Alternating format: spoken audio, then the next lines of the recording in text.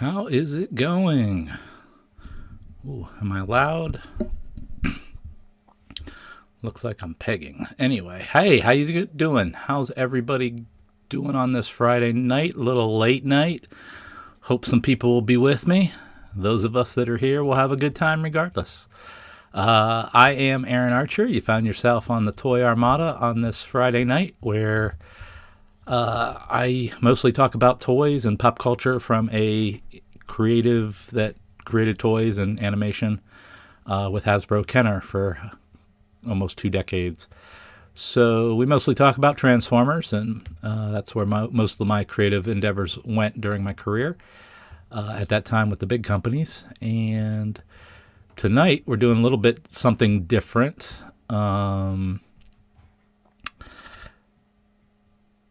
I am kind of deconstructing my office to do the pack up for Rhode Island.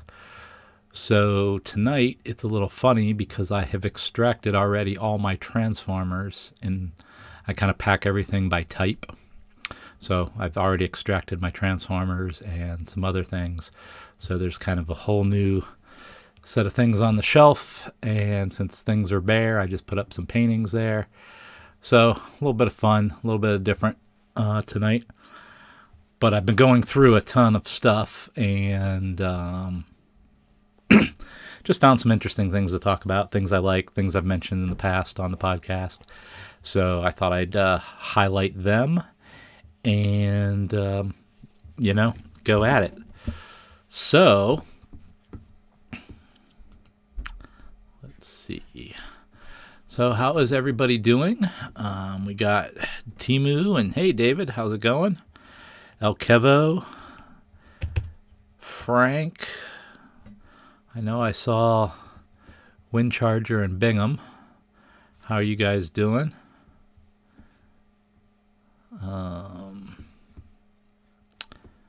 It's kind of weird. I got 2 sets of chats going on. So, anyway, I hope all is well. Oh, was that? There we go. There we go. Sorry.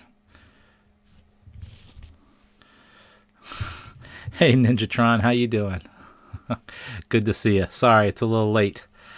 I've been packing all day. I've had a couple of professional jobs that I've been doing. So I've been all out. But how is everyone? Oh man, did I lose half the people? I don't know. Something went on when I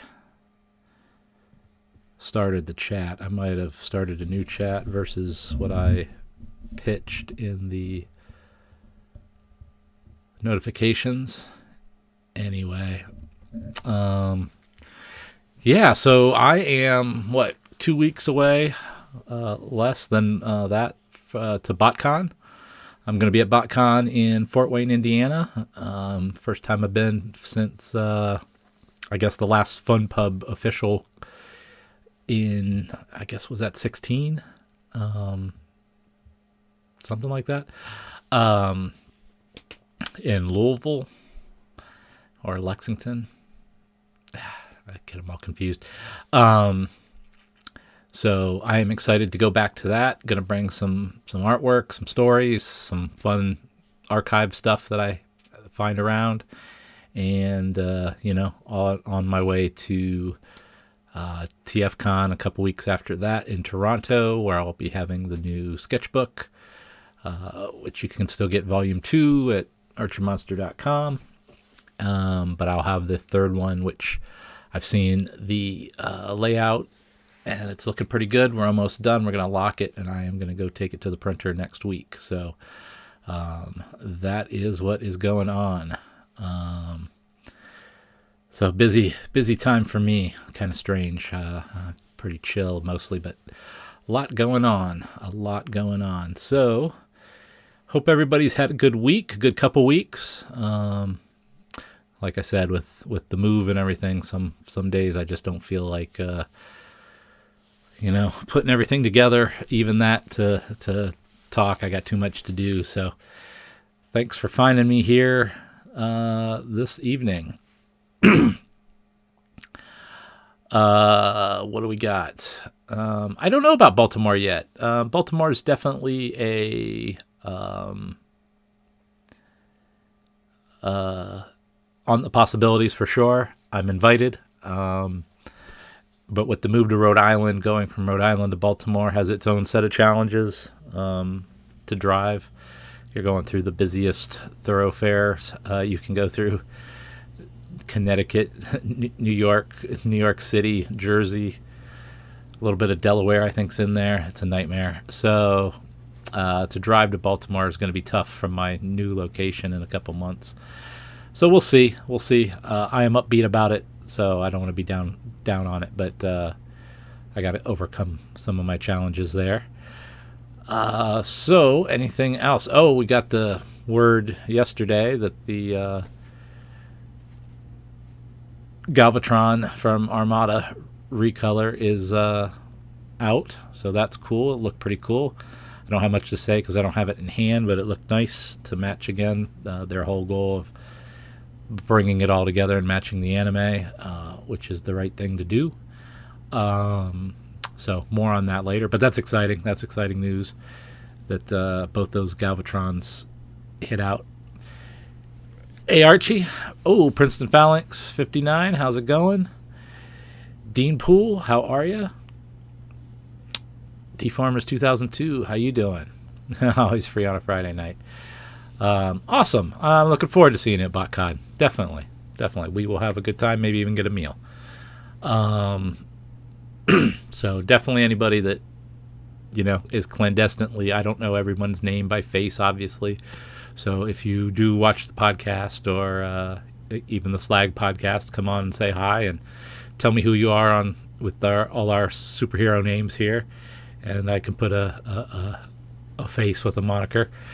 That'd be cool.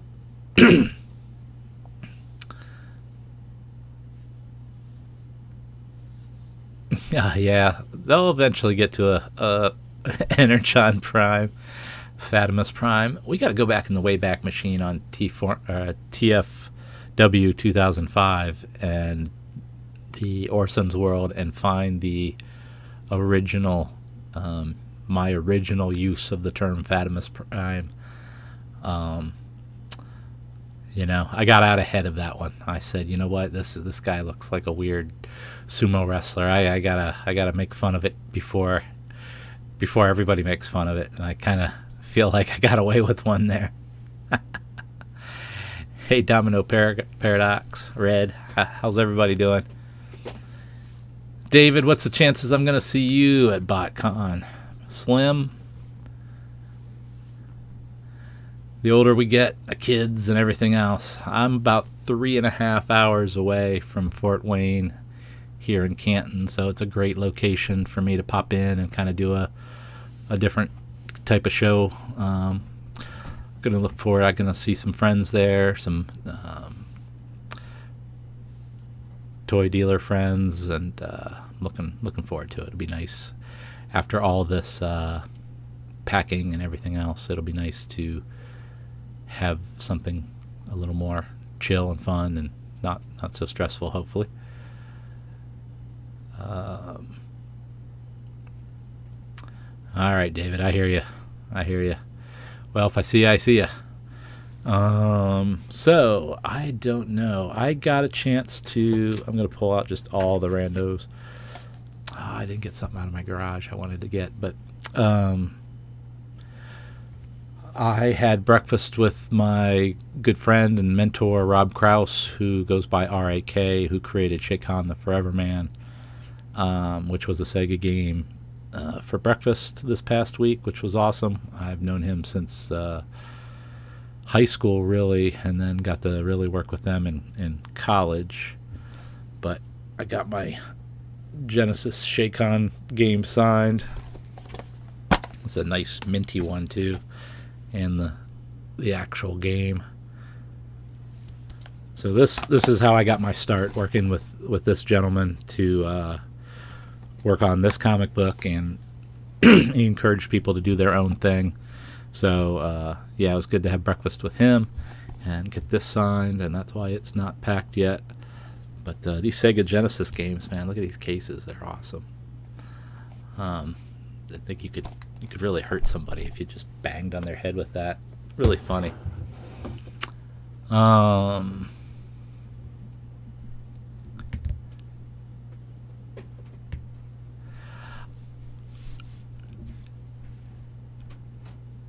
Oh, cool. Cool T Farmers 2002. Yeah, I mean... Oh, you're going to go to Toronto, too. Oh, yeah, you're double dipping like me, so I'll see you.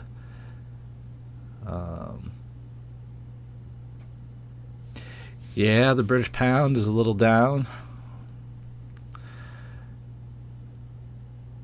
So that was one thing I found, which is kind of funny. I showed these a long time ago, but they always get buried, so it's funny when I bring these out. So I don't know if these got made or if these were kind of samples or if they got distributed only in very particular regions. But sometimes we'd get these licensed samples, right? And so this is kind of Armada era, because this is Armada packaging, but the Transformer has no moniker of Armada, even though that is clearly Armada packaging. And then even on the bottom, that is Armada style guide art. Okay. But what it is a pair of shoes for kids. Size 13 red alerts. That's what I call them. I call them the red alerts. I would have killed for something like this as a kid. I don't think this stuff is cool anymore. Still has the tag. It has an Armada tag. That's weird. So let's see here. You got Armada red alert, Medabot logo, Armada logo, and Transformers logo. That's kind of weird. There's the Autobot logo on the tongue. Inside is just black with a stitched Armada logo. That's cool. And there is an Armada logo on the bottom of the shoes. So that's probably why I kept these. I probably thought this is a weird thing, but I was proud of the Armada line look and everything, so these things survived. I don't have many odds and ends like this, so kind of interesting there. DeFreedom 30, thank you for the super chat. I appreciate that. Hi, Mr. Archer. Great way to conclude my birthday with a Toy Armada live stream. Well, happy birthday. Hope you had a good one. Friday birthday is always nice. I chatted with you at PowerCon last August and at last Toy-Hio show in February. Oh, awesome. Well, I'm sure I would remember you. I'm pretty decent with remembering a face. Not always a name, but I won't be at Toy-Hio tomorrow. There's one tomorrow. I just got too much to do. I got a friend coming into town so we can even hang out while I'm packing. Time is tight. But I appreciate the super chat. That is awesome. Again, I freelance, but I'm essentially a freelance independent artist. So I'm happy to talk and share my information and all that good stuff. But the super chats help keep certain aspects of this whole thing rolling, so I appreciate that very much. Yeah, it's a shoebox. They do not fit. They are size kids 13. That would be awesome if they lit up and had sirens. Woo, woo, woo. Sorry, probably blasted everybody there. That would be hilarious. And if somehow they could shoot discs out the heel, that would be funny. I had a pair of kid shoes that were made adult size, And I gave them to a friend. I passed those along as kind of a thank you a while back, which was kind of fun. I can't keep everything, but I've kept those over the years. What else are people saying? Yeah, it'd be fun if they made some of these kids' shoes in adult sizes, even if they were short runs. I don't think they understand some of the potential collector value in that. Just not collector shoes, but collectors that want those shoes, just because it's part of the gear. You know. I don't know if you guys have heard my theory about gifted shoes or promo shoes. Like if they fit, wear them. You know, shoes in a box kind of feel funny to me, but that's me. Yeah, Michael Jordan, watch out. Those red alert kicks are coming. Hi, Mr. Archer. I was confused why it wasn't stream beginning. Had to refresh. Didn't work, so I clicked the channel. Yeah, I'm sorry. I think I started Movie Maker Max. I think I started a different stream than the one I promoted. Sometimes I hit the wrong button there, so that is my bad. I apologize for that, but we haven't missed too much. Hey, Okevo. Yeah, I think you were on the other side too, so I apologize. Hey, Baron. Yeah, we're just getting going. Just getting going. What else can I show? So I'm going through my stuff, and I have to make tough decisions about stuff I want to keep and what I don't want to keep. I'm going to a slightly smaller space, and I know because I don't have a basement and garage where I'm going for a while. As we transition from this place to this place on our way to the final place, I'm going to put a lot of stuff in storage, and I'm like, what do I really want to put in storage, and what I just second half of life maybe need to move along. But I don't know what to do about things like this. You know, the dollar store Final Faction figures. I love these things. I got all the bad guys, all the monsters, the robots. I got all of them over here. But they're also dollar store toys, so they're not really collectible, and they're not really, if I have to make choice between something older or rarer or more valuable, these things don't value the space, but I'm like, oh man, I like these things. So those are the dilemmas that I'm going through on some of my crap. No, hey everybody, I think I started a wrong stream or a second stream, so that is my bad. Sometimes I hit the wrong button, and I've done that once before. So my bad. Yeah, Ninjatron, that'd be good, but like you should see the size of my loose figure box. I collect all these little, you know, all the muscle men and mushy little monsters and the PVC, all that, and oh my goodness, just so much. You know, the Final Faction is awesome. I've talked to Trent Troop about them. You know, there's something just fun and pure about them because they're like independent toys without retail execution. But at the same time, I don't think they're selling them anymore at the stores. I think they've stopped. They were doing the last thing they did. They did this whole Venom thing where they were kind of green and all redecos, of course. And I think might have been some glow in the dark. I'm not really sure. But and then that was that. So I have to even find some more of these Venom guys because I didn't pick them up thinking like they've been around. So you'd see them, but they're cleared out around here. So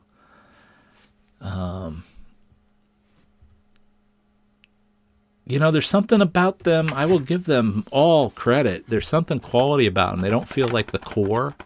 You know, like it's not terribly hard to spend a half day longer if you know what you're doing and you're serious about it and can communicate to make any toy better. any toy, paint or package fit or something. You can improve something. And these look nice. These have a quality to them, a fit and finish to them, an illustration style to them. High marks. They are the best independent toy.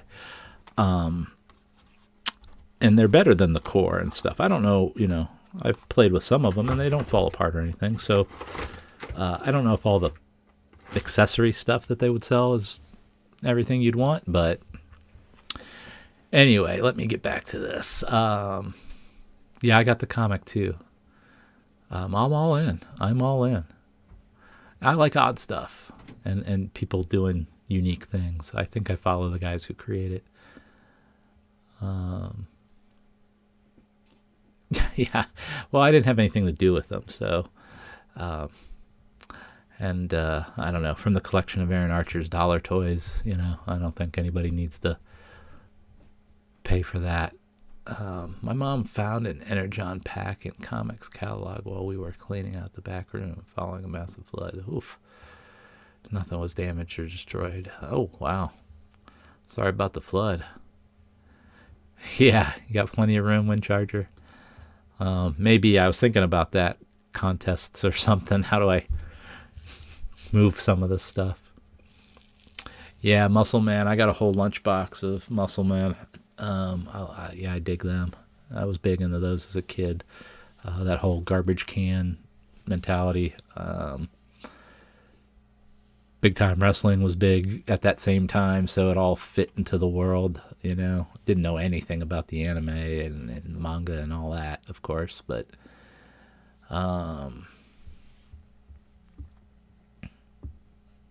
yeah, I follow him on Instagram. The old Kenner saying, when in doubt, just make a zebra Batman. Kinda don't know if I've heard that. I was running a Dollar Tree a couple years back, and it did seem like they were releasing them. They were leasing them out, but yeah, the design quality is pretty good for what you paid. Absolutely. Yeah, phasing them out. Yeah.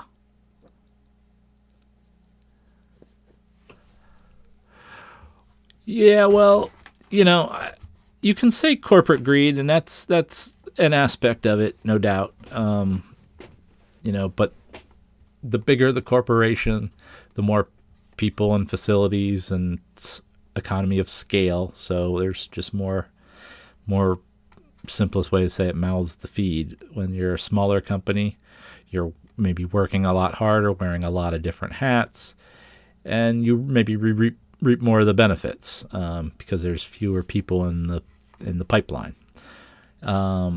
What I'm saying is, a big company, a small company, if you pay attention to the subtle details, you're just going to improve your product and make it stand out from even lower end affordability product. Lower end product doesn't always mean lower like fit and finish. I mean, it's obviously less quality, less amount of paint and things, maybe a cheaper backer card, but of substrate, but it doesn't necessarily mean that it's going to break automatically or it's dangerous plastic or, so Final Faction, man, they did really good. They did really good. But Temu, you're not wrong there too. I mean, all these companies like a Hasbro that's licensing, a Disney property, there's money on money on money. And then let's say like in Transformers, there's licensed vehicles, so you're paying a lot of different little points along the way. And, your prices have to go up to make all the percentages you need to make. I'd see that's a good Timothy, you weren't around. You're a little too young for Muscles, but you were around for the Z-Bots line, which I totally get you there. Because I was not around for Z-Bots. That was definitely something I came to even way later. More doing research for Transformers. I kind of got into Z-Bots a little bit. Yeah, I hear you, Temu. I hear you. Um, yeah, but there's some funky Z-Bots. Someone, was it? It wasn't UT Formers, was it? No, there was a guy in Florida that gave me a 3-part combiner Z-Bot, which was awesome. I just put it away the other day.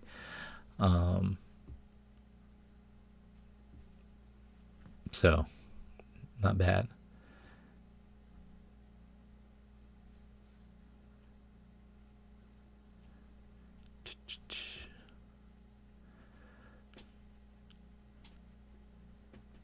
Yeah, I mean, I can just talk to you guys about general pricing, but when I started in 95, you know, the percentages to the licensors were, 10%, 9%, some were 5% even. When you get into the Star Wars era and even some of these other things, and you can be up above 20% in your licensing. And then we all know packaging is almost 40+% of the cost of the item. So you start to see that there's just factors that dictate that the price gets escalated, and then you have a oil conflict, or a bridge goes down and you can't get oil, or tankers out, or somebody jams up the Red Sea. And then the commodity price goes up of the plastic.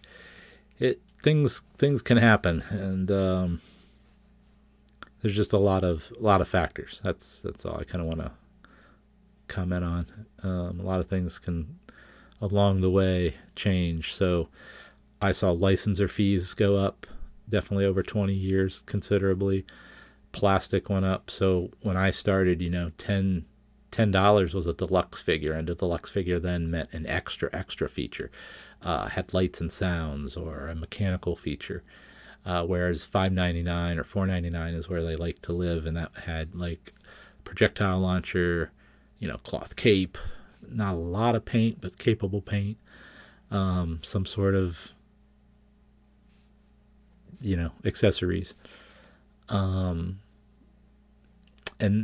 that has all changed. Once Star Wars started coming out, Power of the Force and things, and that Boba Fett and some of those other items came out that had 90, 120 paint ops. Batman had 16. Just started changing the costs of the toys. I mean, if you look at 90s toys, you could go Spawn, as far as maybe the most paint.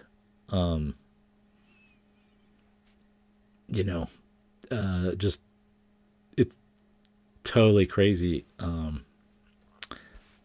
what things cost now across the board. So that's how it goes.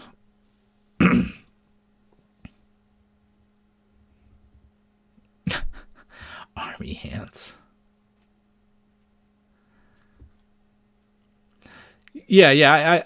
I bet you do, and a lot of us do. I just kind of want to comment in general about how this all works, so that someone who might not have exposed themselves to the realities kind of get a glimpse at some of the differences that can just affect, the toy.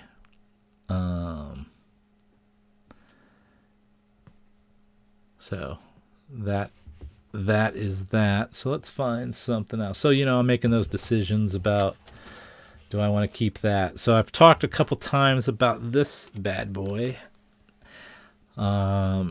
This is Captain Shark. Did I write down? Ninja. This is from Gold something.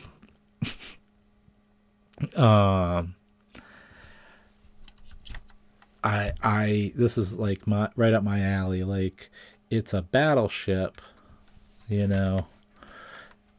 that's a mechanical shark, with a mouth and everything.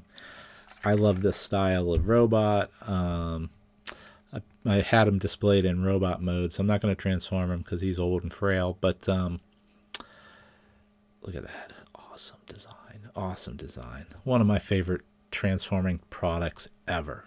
Top 3, if not top 2. Captain Shark here. Yeah, Legend of Goldron.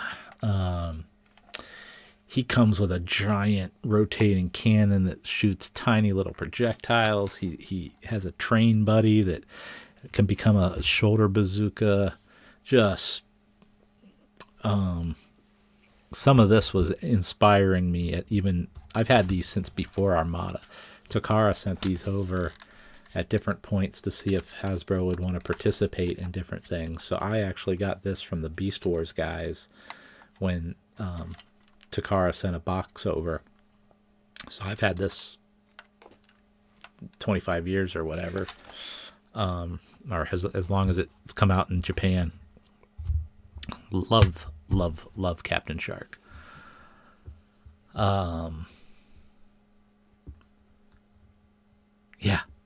Yeah, that's his name, Captain Shark. And just for the fun of it, I will pull his head out here. There's a great fingernail, like right back here. I don't know if you can tell, right in there. There's a great fingernail latch where you can pull the head out of the void. It's just awesome. But yes, Captain Shark. Look at that bad boy. That's what I'm talking about. Like when you can design heads that tell stories, like they don't know why I love the classic helmeted Autobot Japanese heads, but like this kind of stuff is also important. Quick ways to tell the core story of the character without too much extra, just what's going on. Yeah, Captain Shark, man.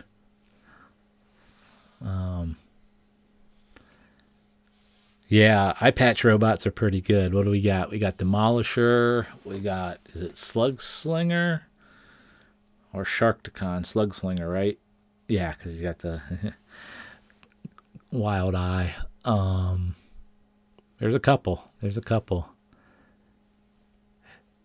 Yeah, those other Brave series, they have unique toys. I like them because they're more classically Japanese-y robot toys. Also, along with being different kind of transforming toys. But I just like the kind of clean design and the shiny metallic stickers and kind of the add-on features, and some of that just is, so classic in that regard. Yeah, Cannonball, definitely, that's a good one. How do you feel about the big bad from the first Brave series, Dino Geist, the big evil dinosaur samurai guy? I'm sure I've seen him, but I don't have a personal opinion on that one. I got your sound Skywarp over here too. Najer, I'm pretty sure that's you. Yeah, Brave toys would have been tough to get back when they came out. I mean, it's pre-ish internet, and internet sales from Japan. Paying over the internet was still, just that would have been a tough line to import. I think Car Robots, in its own way, was tough enough for you guys. From what I've heard, I imagine the Brave stuff would have been a little harder to get back in the day.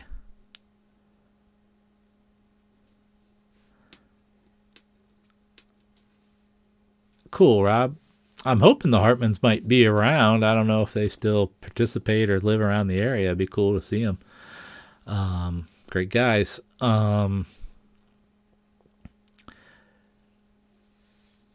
Yeah, so those toys were pretty cool. I thought they were pretty cool.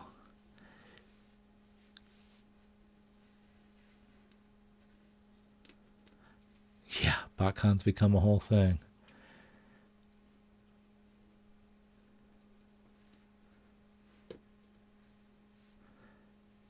Yeah, yeah, it was before PayPal. I mean, like you really, I would imagine that would have been very difficult, actually, and that was the benefit of, going to a BotCon and some of the Japanese vendors being there, or if you had access to Japanese town in L.A. or San Francisco, you might have been able to get them there. I went to some great, you know, Japanese town kind of malls where everything was. I'd go in for the stationery and try to find good sketchbooks. Paper in Japan is better quality. Sometimes I'd get pens and brushes as well at the stationery shop. But they'd have a couple toy shops and popular things and a book shop or two, Han shop, and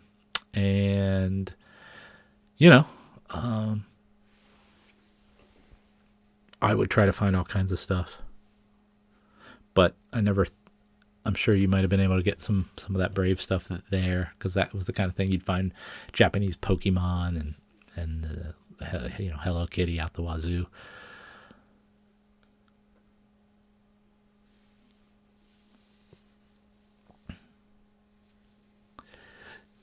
Yeah, I'm sure you never got to go to any of the original BotCons, T-Formers 2002. I get that. We're checking out. We're so close. Definitely worth checking out. I'm sure it'll be a different experience, but great guests, and I know some of the vendors that are going. So, everything can be built back up. BotCon's a great name, and so I'm excited to be a part of it. We'll see how it goes. I'm looking forward to seeing everybody. Definitely come in and say hey. Wow, it's already been a half hour. All right, what else have I done? Me and my son made some Perler Bead Mario characters.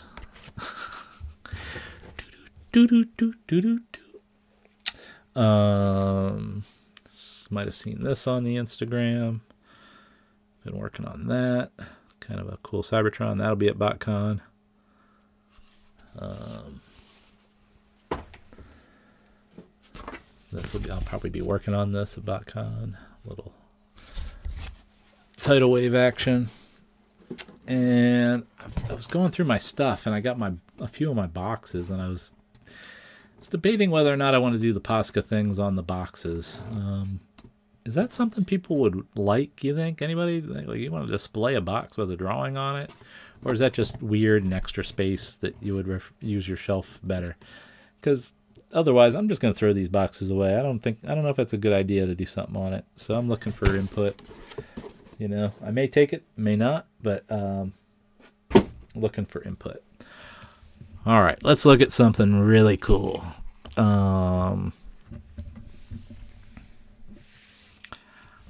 Let's see.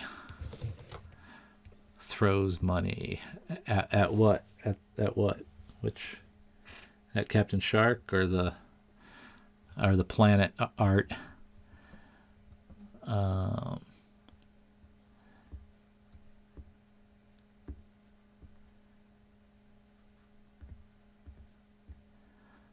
I'm getting confused in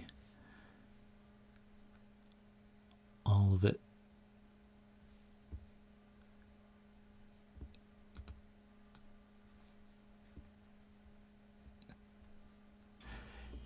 Yeah, the illustration pages are pretty cool. Yeah, Captain Shark is about 150 to almost $300, depending on what you try to find. Yeah, this is I don't know if you can appreciate that with the camera. Pretty detailed in there. That is not coming up quite right. But yeah, I if you guys like this kind of stuff, please purchase it, because if I could just draw and paint galaxies all day and planets, boy, I'd be a happy fellow. But there you go.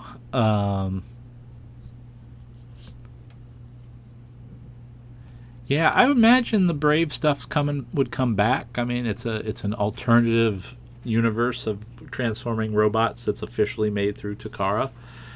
So I'm sure they're probably becoming collectible in their own way now, with people, again, that are of the right age to go back and replace some of their childhood or complete some of that.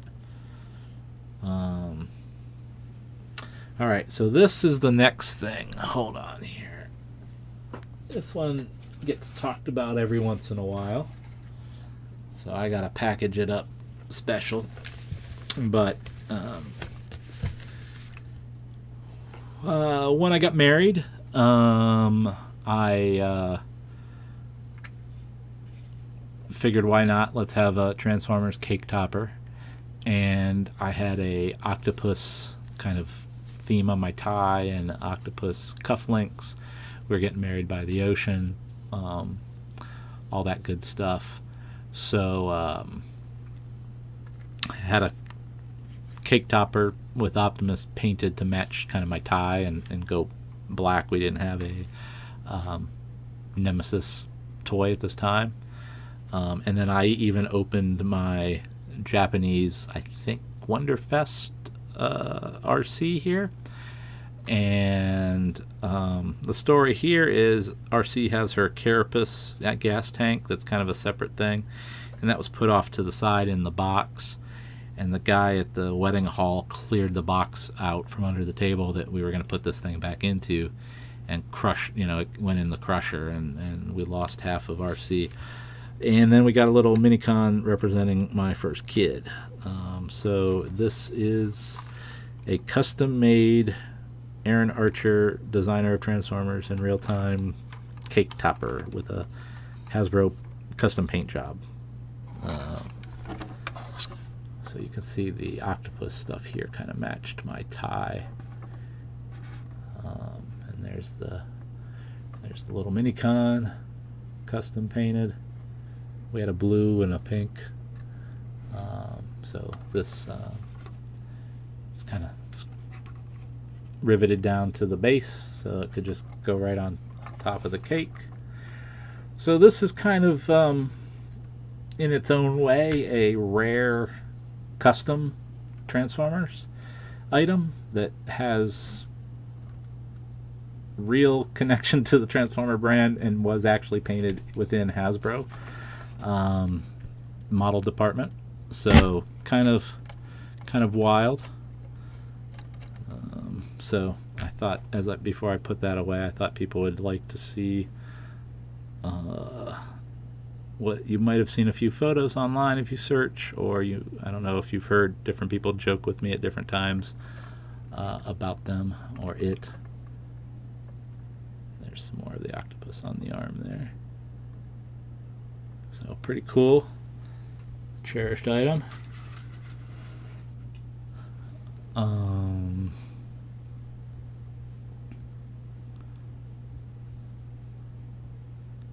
Yeah, so that was fun. Yeah, kind of an in-house custom for the creative guy on the brand at the time. So it's kind of a funny story there.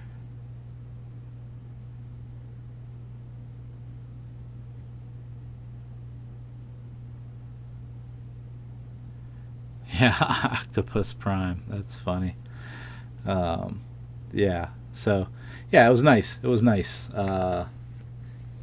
Nice white square cake layered, so pyramid, so it was up on top, looked really good. Yoke-san was at my wedding, which was a great honor. So to put that together, it certainly was a fun evening.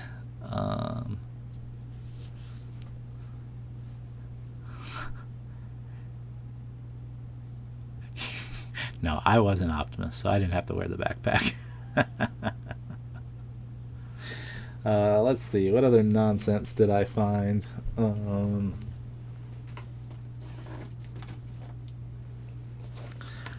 I got so many weird things. I don't even know where I got them, but I got Steve Martin, King Tut on 45. This is a album, ladies and gentlemen.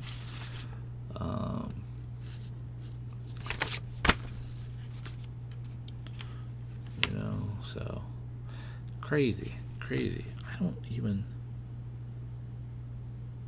Wow, the back side of that is a banjo record, I think, not a comedy record. That's funny. So, what do I do with that? Then I found my high school Battletech. Loved this as a kid. This was more my speed than Dungeons and Dragons, and it was before Magic the Gathering because I'm old.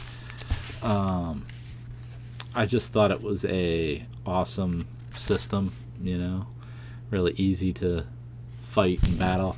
So I have like all my old files and stat sheets and empty stat sheets. A lot of fun. So went through that. This is one of the original kind of box sets, so I'm shocked that it's kind of held up as well as it has. But this is how we used to do it, kids. These would be folded over, and you'd move those around on a hexagon board, which is back here. And like chess, different guys could go different distance for different lengths of time, and or move laterally or not, kind of stuff. So, like I said, this is the second edition. This was more my speed than Magic the Gathering or playing chess. So you could kind of play that one with fewer people faster in a way than you could start a whole D&D campaign. So I got into Battletech quite a bit back in the day. And I think there was a robot named an Archer. So I think that was cool. And they made because that I think it was built around Robotech in some regards, because you could get the little PVC things that looked a lot like Battletech, but I think they were Robotech.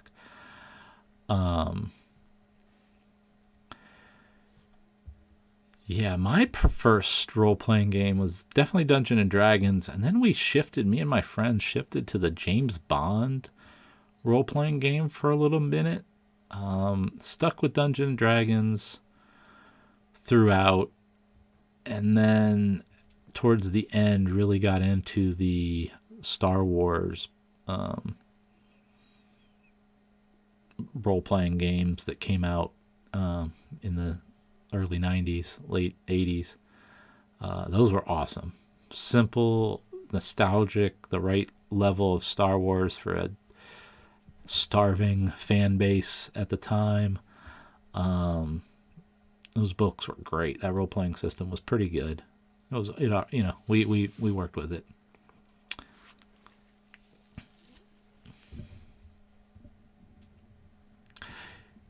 Mr. Ravensford.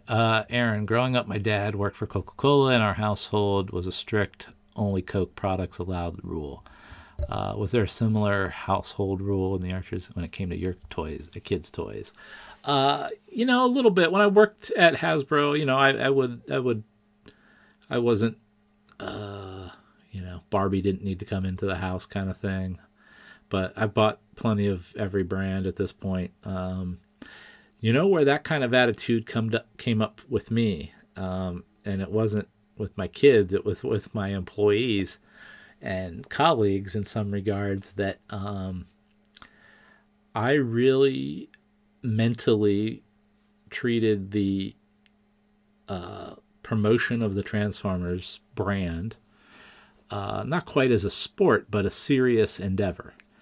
And it's a mind share game in my head with anybody, kids, adults, current fans, nostalgic fans. You're always trying to present something that will, resonate. And ultimately you want to have them pay attention to your particular thing. Then, everybody only has so much mind share. Okay. There's only so much time in a day, and there's only so much time for, nonsense like toys and pop culture entertainment. So the mind share thing was a big deal to me. So if long story short, if one of my employees wore, and this happened, a Teenage Mutant Ninja Turtle shirt, or a Superman shirt, or a insert something else that Hasbro competed against. I saw that as promoting not the enemy, but certainly your competitive adversary. And why would you actively prevent or promote that? I know we love the Turtles. I know I loved Batman and . However, mentally, for me to get prepared to go in and do that kind of work, I didn't want that kind of distraction. I wanted to own the playground in a kid's mind. They were wearing the Transformer backpack, the Transformers t-shirt. There was a toy in there. There was a conversation about the animation or more. So that was my mental state, to be sports-like, that I wanted no other, don't promote other brands, was kind of as close as I got. So I understand the Coca-Cola thing for sure. My father and family come from strong union households, and I remember not being able to go to certain restaurants for long time, decades, because they added an extension that was not union, so you don't eat there anymore. So I get it. I get that. Yeah, Robotech is crazy. Toy Galaxy, or Secret Galaxy, I guess it's called now, did a really funny overview of the Robotech franchise and its starts and stops and herks and jerks and everything that made it a kind of a complex franchise for American audiences anyway. I don't know how it was in Canada, but very tough to follow. Had that first initial blast of everything, and then everything else kind of felt fuzzy and like I didn't know how it was connected, and not easy to jump on. The James Bond system. Yeah, I just I gave up my vehicle and weapons guide to my brother the other day. It was one of the things that had to go. That James Bond system was crazy. Yeah. Could be very intricate if you wanted it to be. I never played Star Wars. That's interesting. The Star Wars system was pretty cool. What was that company? Why am I blanking on that? They deserve a lot of credit for keeping Star Wars going. That and the Timothy Zahn books. I want to call it Wild Planet, but that's not what it was.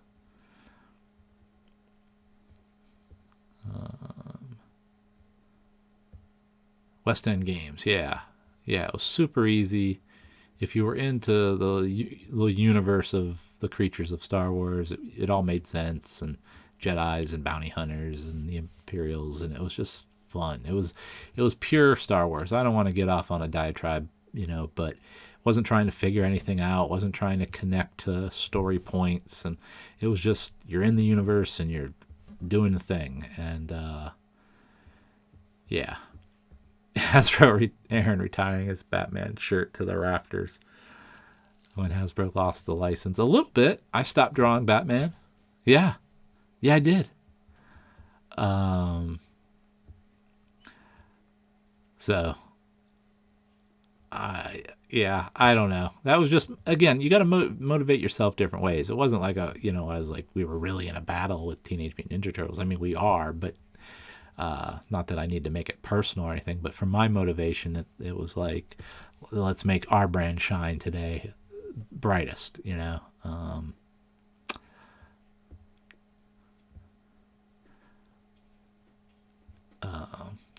exactly. I definitely mentally, internally invested in Hasbro, exactly. Because, my bottom line too depends on it, right? That was my attitude. Did you ever find it difficult to get into any of the brands you worked on? Oh boy. Shari. I did and I didn't. I was very fortunate. I worked on, Batman, Aliens Resurrection, all the Batman segments really. A little bit of Pokemon, Star Wars Episode 1, a little bit of G.I. Joe, I did some pickup stuff on Pokemon and NASCAR racers, but Charmed Life. I have friends that worked on brands you've never even heard of because they never launched, or the ones we always make fun of, VR Troopers and Shark's Tale or Shrek or different things. But I was really lucky. I was probably least something I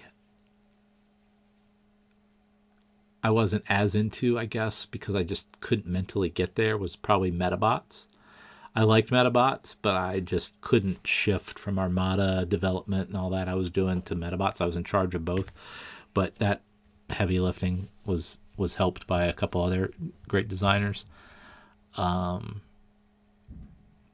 That was one that I probably let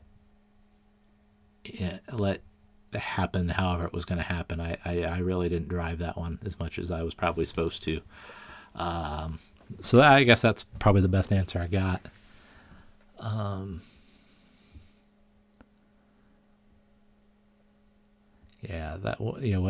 West End Games.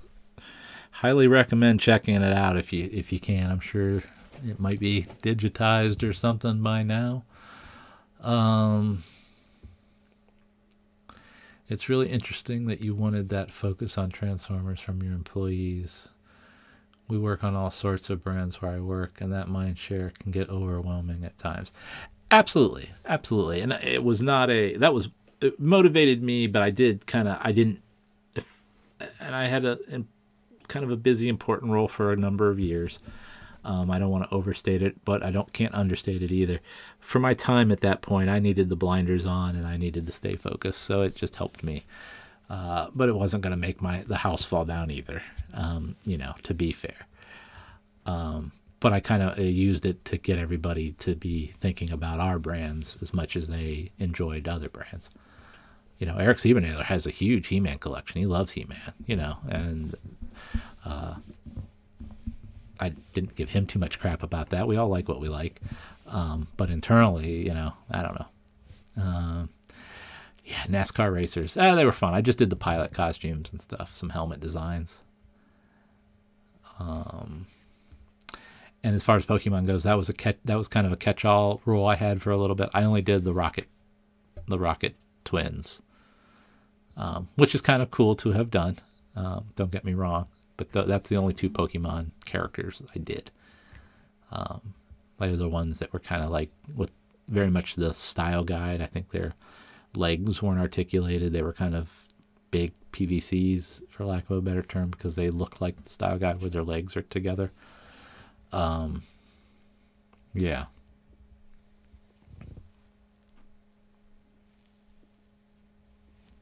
Uh-oh. Transformers Slag Podcast has notified there'll be a new Toy Armada long form segment being uploaded after this stream is over. Booyah. There you go. Something if you're driving to BotCon or driving to TFCon, you can put that one on. You may save it, maybe not, but can listen to some of those long form ones on the road where we go deep dive into particular brands and segments. So that's kind of exciting. Thanks for the heads up, Proto. In the toy world, particularly at Hasbro, we worked on all kinds of pitches and brands that came in and come out, and brands that we did a lot of work on and just they never launched.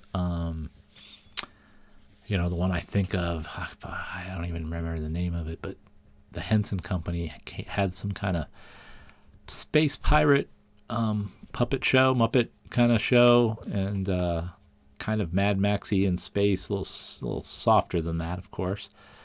And we did sculpts and worked with them on all kinds of stuff, and then it just there was a wrestling show that we were going to do a bunch of stuff on, a luchador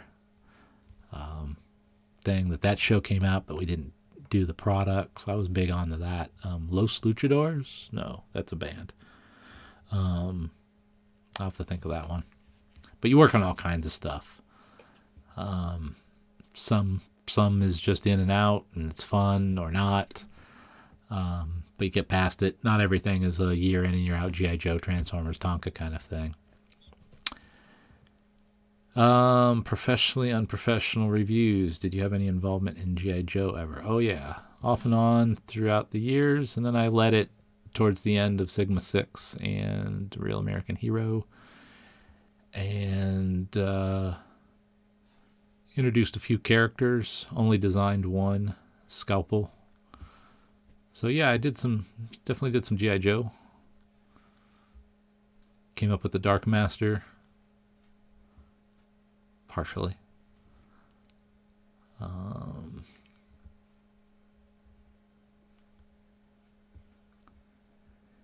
you had to pick 3 figures you're most proud of, which would they be? That I did? Ooh, yeah, I say there's got to be a Night Force Ninja in there because I'm just proud of that line. 20th anniversary Optimus, so the first masterpiece, got to be in there just for what it represents. And that represents the Alternators tree to me, so that kind of falls into that.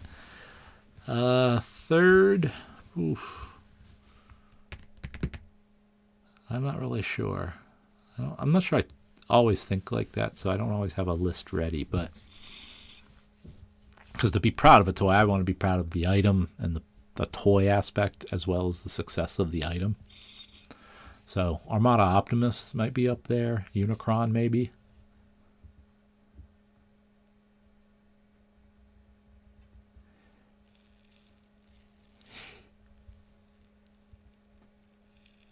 Yeah, I want to do some more El Kevo. I definitely want to do some more of those smaller lines and get some other voices to talk about those smaller lines.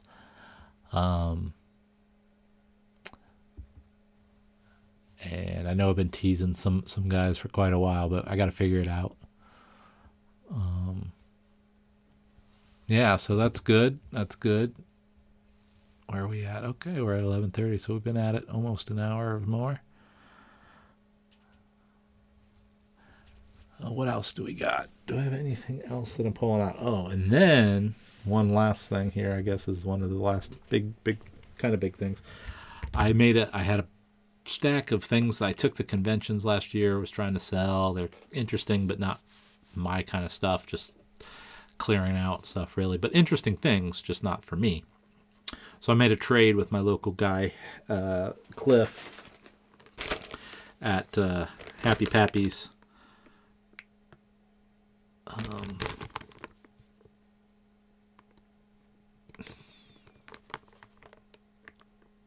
don't think that's the address anymore. So anyway, Happy Pappy's in Canton, Ohio. I got all my, this is an old address, but the phone number might be the same. Got all my, he had all the Night Force Ninjas, so now I have them all loose. I got them all in package a couple times over. I got the drawings and some of the boards. He even had, for my super action figure, Hasbro enthusiast, he even had the Karate Fighters, which was a chance for me to use a color on Batman I don't normally get to use, because this wouldn't have been allowed in the main line by the president, who did all the kind of overview of colors a lot of the time, and he was colorblind, so he couldn't even see green, which I think was part of the problem. So that's why this guy is a little unique color, and this is like the villain with the most kind of cheesy karate crap on him, just kind of goofy, but funny nonetheless. So I got the whole collection, all the different guys, all their accessories and parts.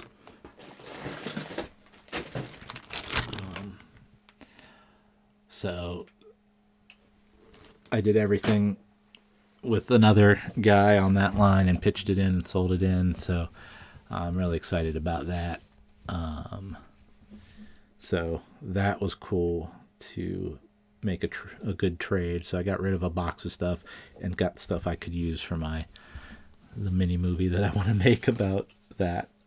And then I've been doing art, so if you guys haven't, checked it out in a while, I still have a lot of illustration art that'll all go to BotCon. I'll be bringing a lot of odds and ends as well to BotCon. Like I said, I'll probably be finishing up that tidal wave. I've been working on this old copy of Star Wars I have. I'm doing this illustration on it now, so I'm having fun with that. And that's really what's going on. And that's the Night Force Ninja Batmobile that I was able to get too, so that's all part of it. And if you look here, this for the first time has been changed, so there's no Transformers here. So these are all Batman, and these are kind of like a weird superhero team of funky figures. But this will all be different, so I'll probably have the walls back up behind me next time with just the paintings as the shelves go down to nothing. Anybody want to talk about anything else particularly?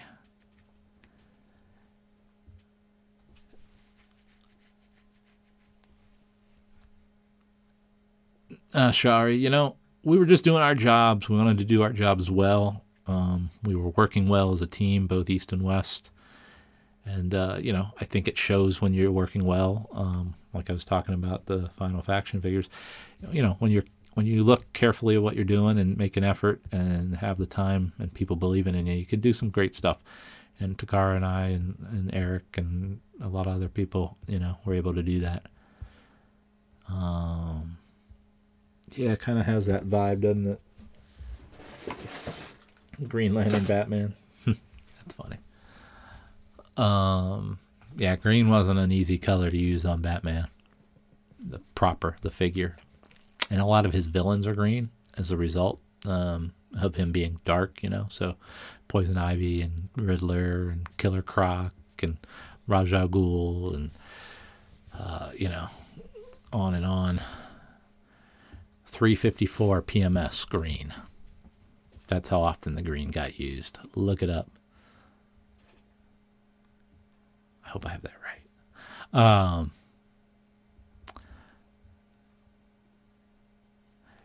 Yeah, there's a whole story about how hokey that Joker is, by the way, El Kevo. So it's funny that you also called it out after I kind of half mentioned it.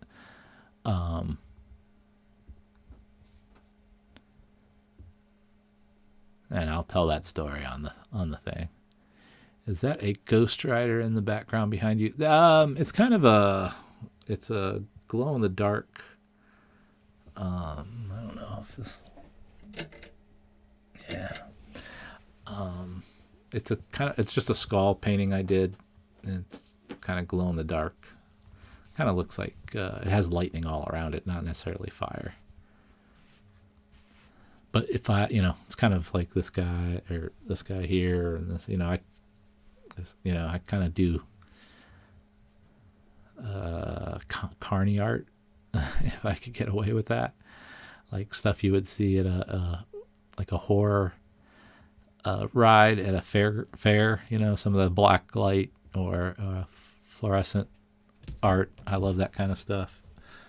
I don't even mind if it's on black velvet. I'm a little weird. So that's what that is. Gary the Neutral. Sorry for being late, but I wanted to say thank you for all the hard work and contributions to Transformers, Star Wars, Batman, other toy lines involved.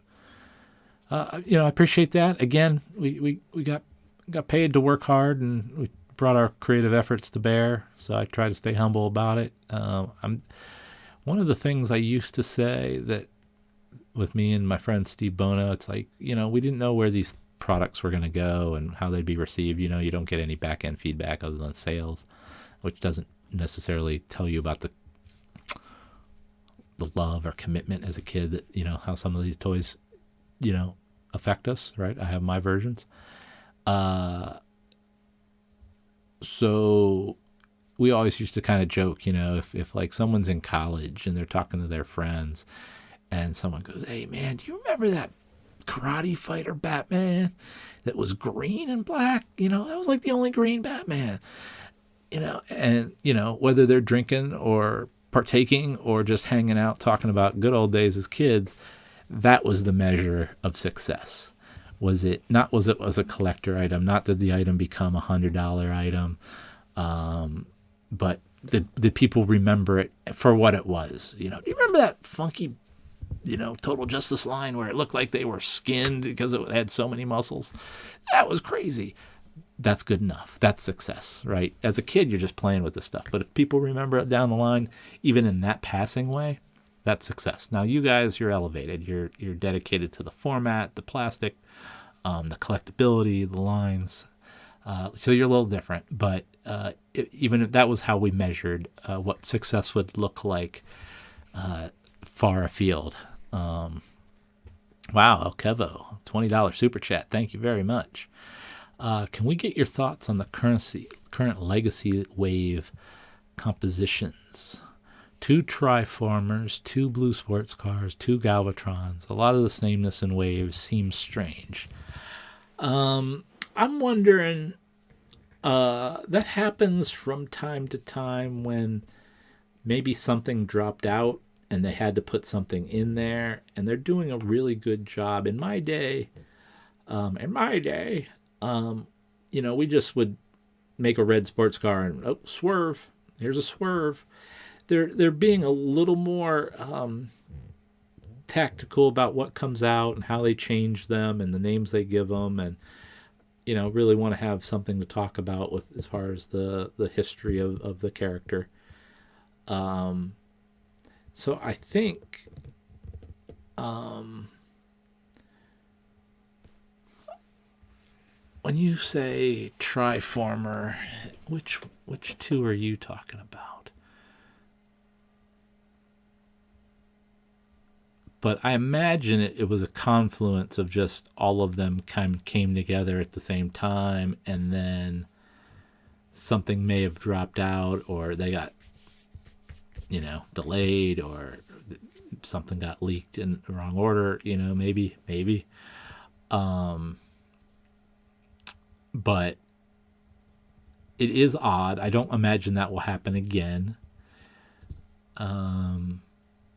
The 2 Blue Sports Cars is the one that really is interesting to me more than any other. I think whoever's going to buy Tidal Wave, the way Hasbro would look at it often, or at least how we would look at it, can't speak for them today, but like Tidal Wave is a spaceship and a boat and a hard-edged robot, and then Magmatron is a beast and a combiner, and a different form factor, naturalistic form. And those 2, even though they're both purples, and they can kind of separate that way from a story point of view. That's how you get that, but it's not ideal. I mean, blue and purple is not that far from each other either, and some of Galvatron's colors are also purples and darker blue, grays, white. So there's going to be a whole wave there of a very dark, cool color set of characters. I'm trying to fight my trained instincts to say it's a bad thing. If they pick good characters from story points along the continuity, maybe it's not that big a problem. I think, especially when these things aren't as often sold on the store shelf together, right? I mean, they got to be doing a lot of digital sales across all the retail environments as well as Hasbro. So it's probably not. Maybe it's showing that that's a different metric. Maybe something has changed. Maybe we're all trained to go, I want the rainbow, or marketing needs the rainbow. Maybe we've gotten past that. I don't know. Oh yeah, Magmatron should totally live within the Jurassic World collection, as well as, if you got the villains from Animorphs, they could probably live in there too.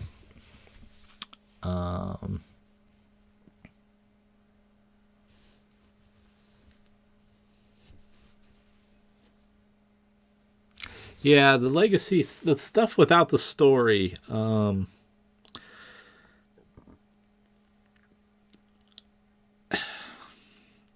I can understand, and El Kevo, thank you again for the super chat. I appreciate that very much. And I think when you have a story, you have to tie in so many loose ends. They're doing so many characters now. Basically, there would have to be a Supercross level story, which is to say, some kind of cross-dimensional, cross-multiverse kind of thing where all the Transformers somehow can interact with each other, like we also did with the universe a little bit. And that's fine if you really want to tell that story, or if someone needs to even hear that story. Really, I look at all these legacy figures as, do you remember this? Or this is so cool, new people might be interested in it, that to try to connect them would be more of a hassle than just promoting them uniquely for what they are, because where are they going to tell this story? And again, what I keep saying about these multiverse things, you guys, you're soaked in it, everything about it, so you would get it. A lot of people haven't paid any attention. It would just be confusion upon confusion. Oh, they were beasts? Like some people don't even know that. Or maybe the new movie introduced them to that, right? So, that makes it tough. That just makes it tough.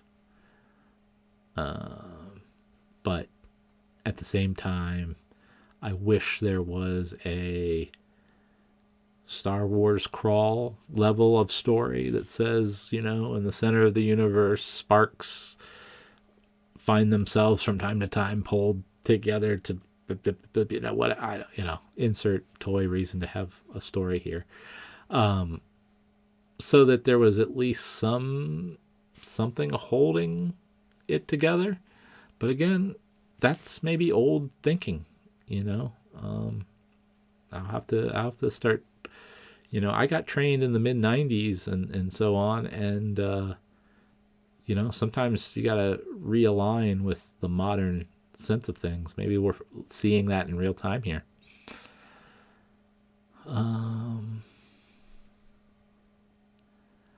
Animorphs villains, in my opinion, are the only beast ones from the line. They don't have any human skin and clothes. Yeah, exactly. I get wanting lore, but at the same time, I wanted redos of past characters. Yeah, if you want redos of past characters, just go for that. Love the characters for, you want Thundertron, it's there, great. If you didn't like him or you don't know the story, I'm not into the Beast, you pass him by. But then they got the video game Starscream following that up, right, or whatever. And so they're throwing darts down the line, trying to attract all the different types of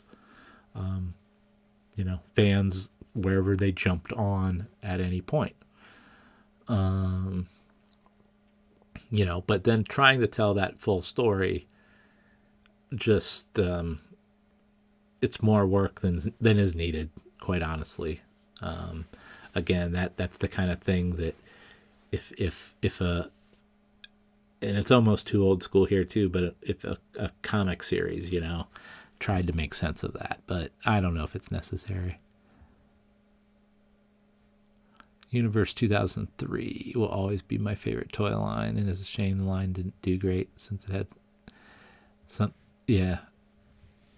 something from everyone from G1 Energon. That's what we're trying to do. I mean, that really was a proto Supercross concept, kind of took the story and ran with it.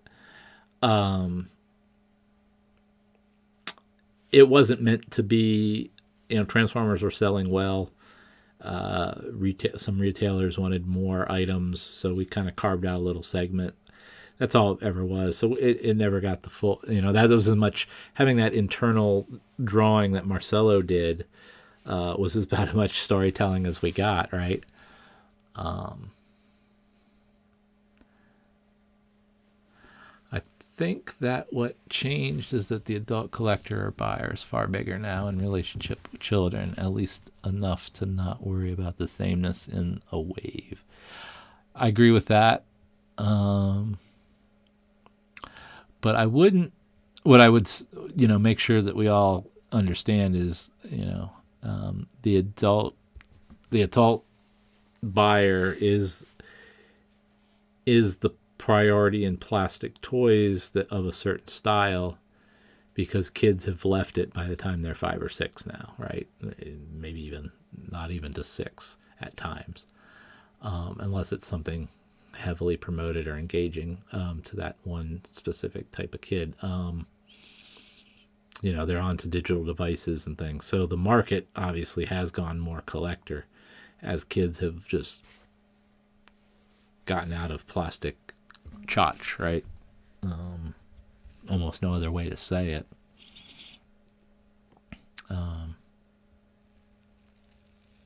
So that means we're not trying to appeal to mom who needs to remember, little Jimmy has a blue one and a red one. He doesn't have the gold one. I'll get the gold one. You go in there, to your point, I think we're all going in, even the kids, a lot more informed. And I want Bumblebee. I want, Deadshot. I want, whatever it is.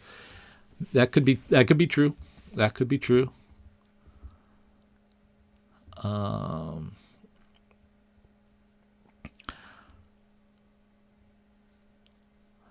think comics would be a decent place to put some of that story, El Kevo, but not everybody reads those, and it might still be a bit much. I mean, it's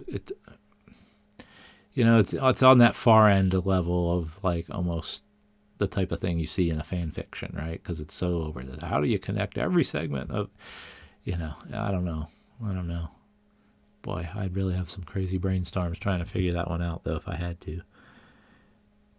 Every time the new team does their reveal shows and designers drop their headcanon on legacy toys, I mean, they have to figure it out for themselves, but, with no media to promote it, it is what it is.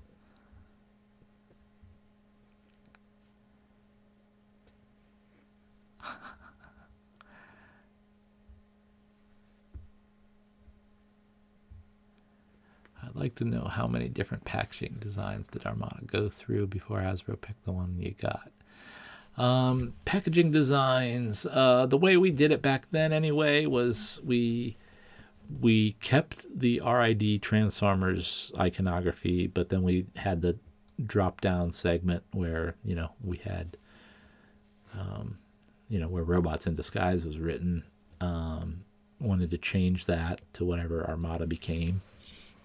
And then we picked a color palette, and the graphics, we got presented a lot of different layouts for, that kind of round space graphic kind of map vibe.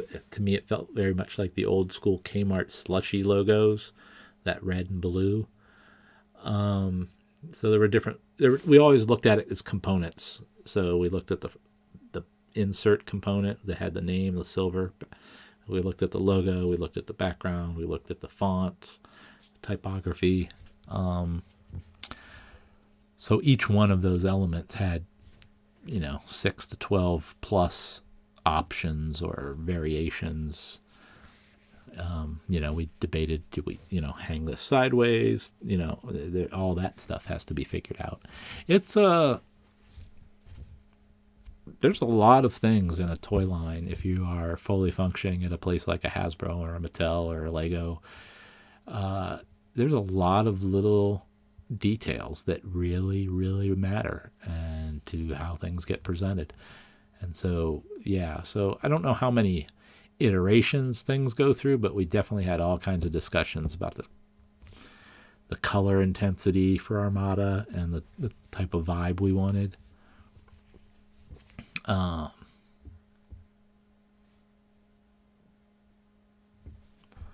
are you feeling on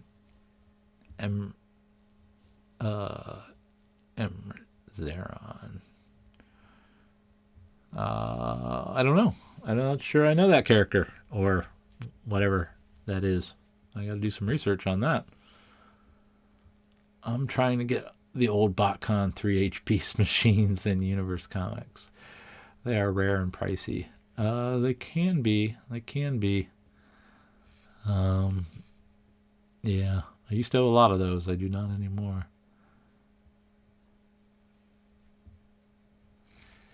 Yeah, Lego is also going towards that. It's no denying it. You either have money to spend on extra stuff, and if you have a little bit, you got a lot. And if you don't have money to spend on extra stuff, there's just things that are out of the price range. Like when I look at $350, $400, $500 Lego sets, I'm like, that's crazy. I can get a lot of stuff for that amount of money for my whole family. But if I didn't have a lot, then that works. Or if I have an abundance, I guess I'll just get whatever, whenever. So I just see the 99%, the 1% kind of stuff showing up in these price points, So you got a lot of little low end stuff, and then the big stuff. So it's that whole thing has been interesting.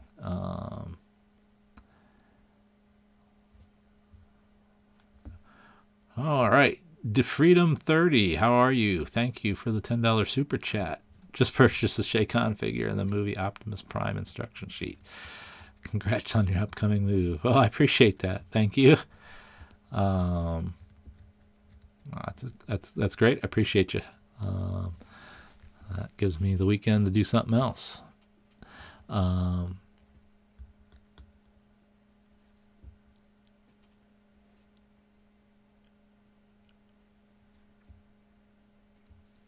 Yeah, there's two teams right now that some do the stuff that's related to the shows in LA, from my understanding, and then the other stuff is done in Rhode Island. And that's why you don't always see, I guess, some of the guys on those videos, because that's the LA team.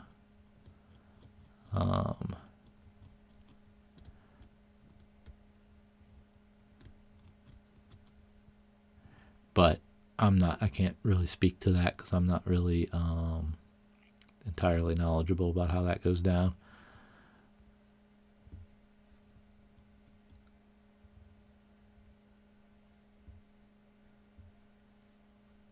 Oh, okay. Oh, that new guy that Proto was talking about. Yeah, I gotta check him out.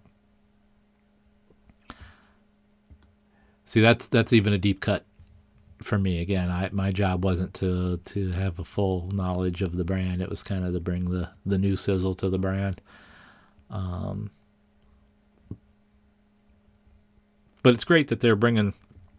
I made up a bunch of characters because we just were trying to use names and create names and whatever. We weren't trying to go back and own our archive exactly, not that deep. But at this point, there is always somebody they can remake, unless it's like these Rock Lord guys, where they're creating new characters.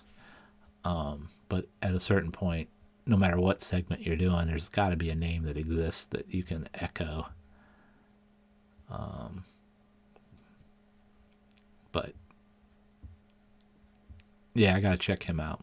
I listened to that podcast while I was, or that segment about that character, while I was packing, but I never saw the images of him. So I apologize, we can't talk about him a little bit there.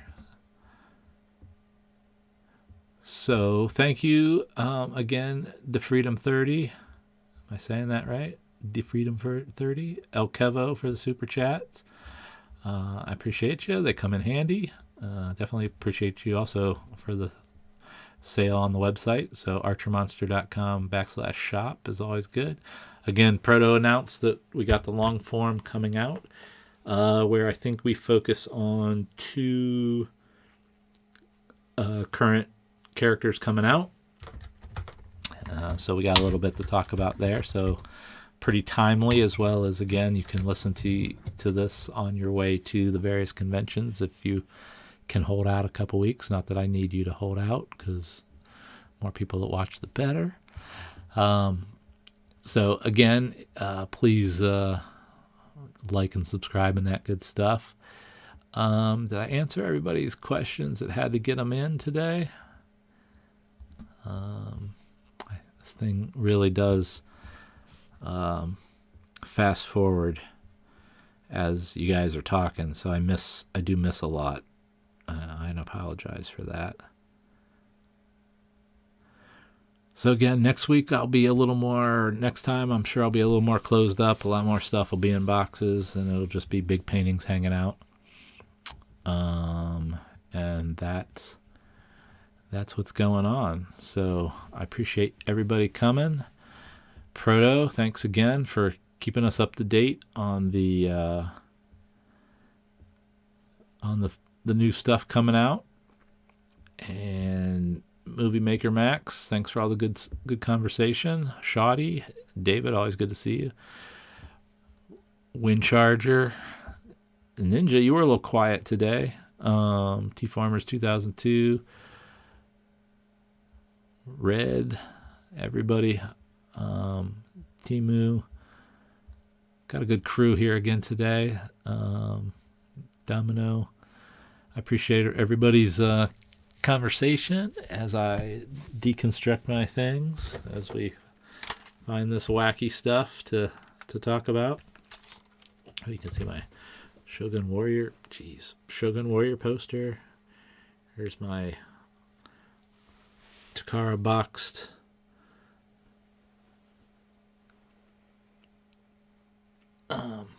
microscope. Got my Scrub Daddy. So we'll see what's still here next time. But I'll keep popping this in. My computer and stuff's not getting taken down until probably after TFCon. So I'll be at it. I will be at it. So again, El Kevo and DeFreedom 30, thank you for the super chats. And we'll see you guys tomorrow on the Slag podcast. And don't forget to check out the long form when it drops. All right, everybody. Thanks. You guys have a good evening. Appreciate you.